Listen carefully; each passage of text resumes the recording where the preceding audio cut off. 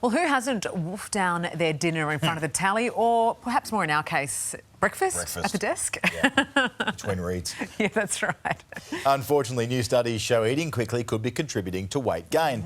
Let's bring in today medical expert Dr Nick Coatsworth, who is in Canberra. Good morning. Hey, Doc. Nick, what's the problem with speed eating? Well, guys, remember when Mum always used to tell you not to chew with your mouth open or speak with your mouth full of food? That's actually really good advice, and the reason for that is that the slower we eat, the more satiated we become, the more satisfied we become. So it's not so much how much you eat, it's how long you eat it for. And if you have really quick meals and, you know, sit there for 5 minutes, chow down, don't talk to your family and hop off to the telly, you're pretty much hitting the fridge in 10 to 15 minutes time looking for more stuff, and of course that means that you overeat. Oh, well, that's all well and good though, Nick. We lead very busy lives, so how do you actually make it happen practically?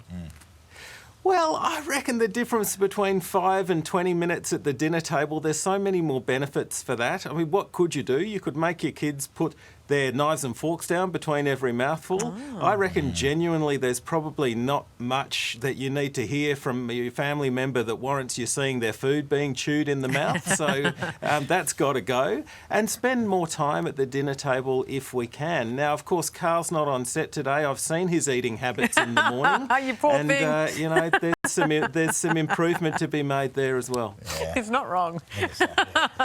We're all a bit like that, unfortunately. Look, another Australian study has found a link between junk food and depression. Again, you know, the wise heads in our lives would have told us that. But which foods should we avoid? So this study actually looked at very highly processed foods. I think it might have been out of Deakin University. And the links are always difficult, Charles, because you never know what is the chicken or what is the egg. Yeah. Is it depression that leads you to eat processed foods, or is it the other way around? Certainly my recommendation to all Australians is fresh is best. There's no doubt about that. We know that with cost of living, those fresh foods can be expensive. That's true. But when it's your health at stake, it may well be worth that little extra investment. Hey there, Today fans. Sarah and... What's my name again? Oh my God, Carl. Hey, thanks for watching our YouTube channel, though. Subscribe now for more news, special reports and amazing Aussie stories. And Carl misbehaving, Whoa, of course. that never happens. Always happens. What's she talking about?